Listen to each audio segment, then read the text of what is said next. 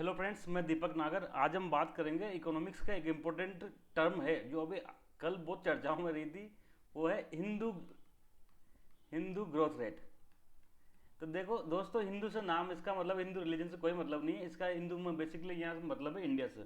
तो सबसे पहले तो ये न्यूज में क्यों आया, why it is in news, why it is in news. ये टर्म तो काफ़ी पुरानी है, लगभग 1980 के आसपास है ना। एक फेमस इकोनॉमिक्स थे इंडिया की, राज कृष्णा जी, इन्होंने ये कंसेप्ट दिया था। तो अभी क्यों जो चर्चाओं में आया, तो बेसिकली देखो, कल या परसों में, मतलब कल या परसों में कह दूँ, मार्च 22 में रघुराम रघुराम राजन जी, आप जानते होंगे रघुराम राजन को, तो हम लोग सभी जानते हैं। कौन है ये कौन है? ये है ना बेसिकली फॉर्मर, क्या है, अपने आरबीआई के गवर्नर थे 2014 में 15 में के आसपास में। फॉर्मर आरबीआई गवर्नर रहे थे। वर्तमान में क्या है ये अमेरिका में इकोनॉमिक्स के प्रोफेसर हैं, काफ़ी बड़े फेमस हैं। मतलब इकोनॉमिक्स में काफ़ी इनका अच्छा नाम है, इकोनॉमिक्स के फील्ड में पूरी वर्ल्ड लेवल पे, ऐसा नहीं केवल इंडिया लेवल पे, काफ़ी वर्ल्ड लेवल पे इनका अच्छा नाम है। तो दोस्तों, इन्होंने कहा कि इंडिया जो है ना, इंडिया क्या हो सकती है, इंडिया वापस से क्या हो सकता है, हिंदू ग्रोथ रेट में जा सकता है, इसका खतरा है। तो बेसिकली हिंदू ग्रोथ रेट में जा सकता है। तो अब यहाँ सबसे पहला सवाल होता है, ये हिंदू ग्रोथ रेट क्या है और इंडिया क्यों जा सकता है, ऐसा इनको क्यों लग रहा है? तो सबसे पहले हम इसकी डेफिनेशन के बारे में समझेंगे, हिंदू ग्रोथ रेट किसको कहा था। तो देखो,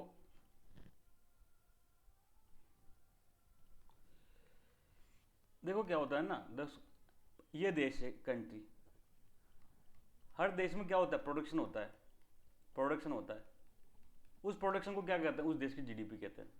सपोज करो किसी देश में एक कंट्री वन है, इंडिया है, यहाँ पर 100 रुपये का प्रोडक्शन हो रहा है साल भर में, मतलब एक तरह से 100 रुपये का उत्पादन हो रहा है। और यूएस में कितना हो रहा है, मतलब सपोज करो वहीं यूएसए में 800 रुपये का हो रहा है। तो एक तरह से क्या हो गया, ये हमसे 8 गुना पैसे वाला है। ये तो मतलब हुआ, मैं कह दूं कि एक एक किसान है, किसान वो क्या करता है, 100 क्विंटल गेहूं पैदा करता है, फार्मर वन। और दूसरा किसान है, वो 200 क्विंटल पैदा करता है। तो कौन सा किसान अमीर होगा, कौन सा किसान अमीर होगा, ये फार्मर टू ही होगा। ऐसे दुनिया में प्रत्येक देश में देखते हैं कि कितना प्रोडक्शन हो रहा है, प्रोडक्शन से इनकम होगी। तो जिस देश में जीडीपी ज्यादा होगी वो देश उतना समृद्ध होता है, सीधी सी बात है। जिस देश की जीडीपी ज्यादा, अमेरिका इतना ज्यादा क्यों दुनिया भर में, क्योंकि अमेरिका की जीडीपी पिछले है ना लगभग 1870 से, लगभग कितने 150 साल हो गए, तब से पूरी दुनिया में नंबर 1 है। चाइना इतना पावरफुल क्यों हो गया, क्योंकि पहले चाइना बहुत पीछे था, लेकिन आज की डेट में चाइना क्या हो गया, दुनिया में नंबर 1 कौन है, यूएसए। सेकंड नंबर कौन है, जिसकी सबसे बड़ी जीडीपी, वो है चाइना की। तो दोस्तों, यहां तक ये बात होगी जीडीपी की। अब मान लो, सपोज करो ये है कंट्री वन, 1 मिनट के लिए देसी भाषा में, इसकी जीडीपी 100 रुपए का, मतलब यहाँ 100 रुपए का माल प्रोडक्शन हो रहा है। दूसरा देश है क्या, जिसकी जीडीपी या कंट्री वन में प्रोडक्शन 200 रुपये का हो रहा है। अब हम चाहते हैं कि ये देश पैसे वाला बने, तो क्या करो, हर साल इसको तेज गति से बढ़ो। इस साल 10% से बढ़ा, तो इसको क्या कहते हैं, जीडीपी ग्रोथ रेट कहते हैं, ग्रोथ रेट कहते हैं। तो मतलब इस साल 110 हो जाएगा। अब ये क्या होगा, मान लो सपोज करो यहाँ 4% से बढ़ा, तो ये 208 होगा। इस प्रकार से तेज गति से इस साल 10%, अगले साल भी 10%, ऐसे तेजी से ये जब देश हर साल आगे बढ़ेगा, तभी तो कभी इस देश को मुकाबला कर पाएगा। तो इसको कहते हैं दोस्तों ग्रोथ रेट कहते हैं, ग्रोथ रेट कहते हैं। जो प्रति वर्ष जीडीपी में इंक्रीज होता है ना, वो उस देश की ग्रोथ रेट या जीडीपी की ग्रोथ रेट कहलाती है। अब ये क्यों क्यों इंपॉर्टेंट है, इंडिपेंडेंस, आज़ादी के बाद क्या था, इंडिपेंडेंस, हम बहुत गरीब थे, क्या थे, बहुत पुअर थे। क्यों कहता, क्योंकि हमारे यहाँ माल पैदा नहीं होता था, प्रोडक्शन नहीं होता था। प्रोडक्शन नहीं होता, हम खाएंगे क्या, प्रोडक्शन नहीं होता, गेहूं का प्रोडक्शन नहीं होगा, कोई इंडस्ट्रियल गुड्स का प्रोडक्शन नहीं होता, हम लोग खाएंगे क्या, इस्तेमाल करके क्या उस दुनिया में एक्सपोर्ट करेंगे। तो प्रोडक्शन सबसे इंपॉर्टेंट चीज़ है। तो हमारी जीडीपी बहुत छोटी थी उस टाइम, लेकिन और हमको अब तेजी से, मतलब अमीर देश बनना था, तो क्या करना था, हमारी जीडीपी को हमको, जो जीडीपी ग्रोथ रेट थी वो तेजी से बढ़ानी थी, 8%, 9%, 10% के हिसाब से।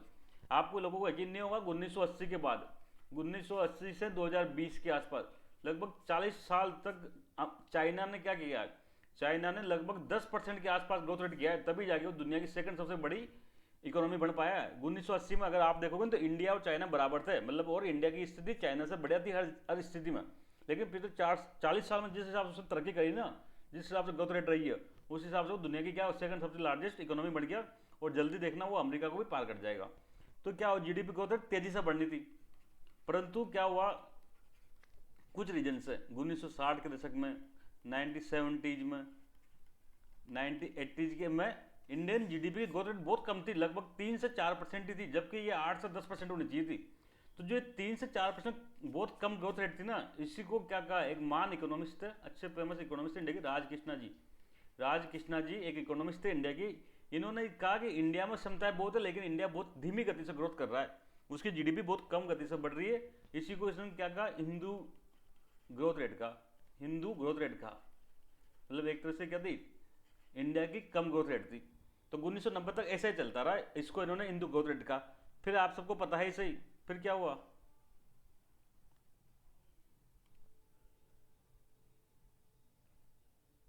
फिर आप सबको पता है सही, 1990 के बाद में क्या हुआ, 1990 में क्या हुआ, हम बीओपी क्राइसिस में चल गया, बीओपी क्राइसिस में हम चल गए।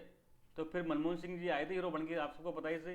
1991 में हमने क्या किया, हमने एलपीजी रिफॉर्म किया, लिबरलाइजेशन किया, उदारीकरण किया, प्राइवेटाइजेशन किया, निजी क्षेत्र को बढ़ावा दिया, ग्लोबलाइजेशन किया, विश्व लेवल पर हमने बातचीत करी, विश्व से ना आयात निर्यात को बढ़ावा दिया, ग्लोबल जो निवेश होता है एफडीआई आती है देश में, उसको आने दिया।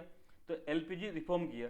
ये एलपीजी रिफॉर्म करने से क्या हुआ, हमारी जीडीपी ग्रोथ रेट बढ़ी, काफ़ी ग्रोथ रेट काफ़ी बढ़ी, लगभग है ना, हमारी जीडीपी ग्रोथ रेट लगभग कितने 6 से 7%, कभी 8%, ऐसे तक भी चली, 9% तक भी हमारी जीडीपी ग्रोथ रेट बढ़ गई थी।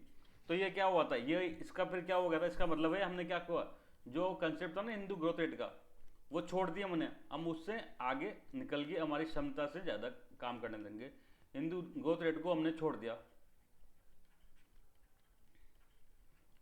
लेकिन अब दोस्तों, अब क्या हो रहा है, रघुराम राजन जी ने कहा है कल 2000 मार्च 2023 में कि इंडिया क्या कर सकता है, इंडिया इंडिया वापस से कहाँ जा सकता है, इंडिया वापस से हिंदू ग्रोथ रेट में जा सकता है। इसका मतलब हुआ हमारी जीडीपी हिंदू ग्रोथ रेट में जा सकता है। इसका क्या मतलब है, इसका एक ही मतलब है, कि हमारी जो जीडीपी की ग्रोथ रेट है ना, वो वापस से कम हो जाएगी, ग्रोथ रेट कम हो जाएगी। और रघुराम राजन जी का कहना है कि है ना, इस साल लगभग ये 5% से भी कम रह सकती है, 5% से भी कम। अब ऐसा उन्होंने क्यों कहा, इसका उन्होंने रीजन बताया। एक तो उन्होंने लेटेस्ट डेटा बताया कि 2022-23 चल रहा है अभी, इसका Q3 का डेटा भी आया था दोस्तों, Q3 का जीडीपी ग्रोथ रेट का डेटा आया था, जो अक्टूबर से दिसंबर तक था। इसमें एनएसओ के अनुसार जो इस साल जो Q3 में हमारी ग्रोथ रेट कितनी रही है, मात्र 4.4%, मात्र 4.4%। इसका मतलब हमारी जीडीपी ग्रोथ रेट बहुत डाउन जा रही है। और इन्होंने क्या कहा, ये तो क्या हुआ, एक फैक्चुअल है, इन्होंने इसका रीजन क्या बताया, इन्होंने इसका रीजन बताया जीडीपी ग्रोथ रेट डाउन होने का, कम हो गया, ग्रोथ रेट पहुंच जाएगी। इन्होंने इसके कुछ रीजन बताए। एक तो देश में क्या हो रहा है, प्राइवेट सेक्टर का इन्वेस्टमेंट कम हो रहा है, प्राइवेट इन्वेस्टमेंट क्या हो रहा है, डिक्लाइनिंग हो रहा है। प्राइवेट सेक्टर का दोस्तों इन्वेस्टमेंट कम होगा, अगर बिजनेसमैन कॉर्पोरेट हाउस वगैरह इन्वेस्टमेंट नहीं करेंगे देश में, तो प्रोडक्शन कैसा होगा। मान लो मारुति नया प्लांट नहीं लगाएगी, या रिलायंस कोई नया प्लांट नहीं लगाएगी, देश में प्रोडक्शन कैसा होगा। जब प्राइवेट सेक्टर निवेश बढ़ाता है देश में, तो ज़्यादा प्रोडक्शन होता है, तो क्या होता है, जीडीपी ग्रोथ रेट ज़्यादा बढ़ती है। एक तो ये रीजन बताया कि देश में प्राइवेट इन्वेस्टमेंट ज़्यादा है। दूसरा उन्होंने बताया ग्लोबल लेवल पर स्लो डाउन है, कैसे है दोस्तों, मैंने बताया था कि पूरी दुनिया में वर्तमान दौर चल रहा है वो इन्फ्लेशन का चल रहा है, महंगाई से लड़ने के लिए क्या करना पड़ेगा, जनता के पास पैसे हैं उसको कम करना पड़ेगा। तो इंटरेस्ट रेट पूरी दुनिया में क्या किया, इंटरेस्ट रेट जो लोन मिलता है ना, वो रेट बढ़ाई, ठीक है। जब लोन बढ़ाएंगे, लोन महंगा हो जाएगा, तो लोग लोन लेना कम पसंद करेंगे, जनता भी और बिजनेसमैन भी कम मेहनत करेंगे, तो वो क्या होगा, पूरे इकोनॉमी में क्या होता है, स्लो डाउन होता है। तो इन्होंने कहा कि जो पूरी दुनिया में स्लो डाउन आएगा, तो हमारा एक्सपोर्ट कैसे होगा उन देशों में, तो देशों में एक्सपोर्ट नहीं होगा, तो हमारे यहाँ भी क्या होगा, जो जीडीपी की ग्रोथ रेट कम हो जाएगी। तीसरा रीजन इन्होंने बताया, एक ये हायर इंटरेस्ट रेट। ये तो हम सबको पता है कि पूरी दुनिया में आज की डेट में क्या चल रहा है, हायर इंटरेस्ट रेट का दौर चल रहा है, वर्तमान टाइम में हायर इंटरेस्ट रेट का दौर चल रहा है, लगभग है ना।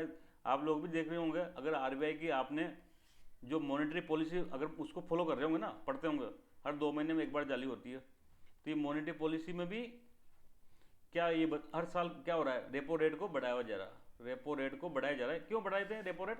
रेपो रेट बढ़ा रहे हैं दोस्तों महंगाई को कंट्रोल करने के लिए, लोन महंगे करते हैं। तो रेपो रेट महंगा हो रहा है तो ब्याज दरें बढ़ जाएगी।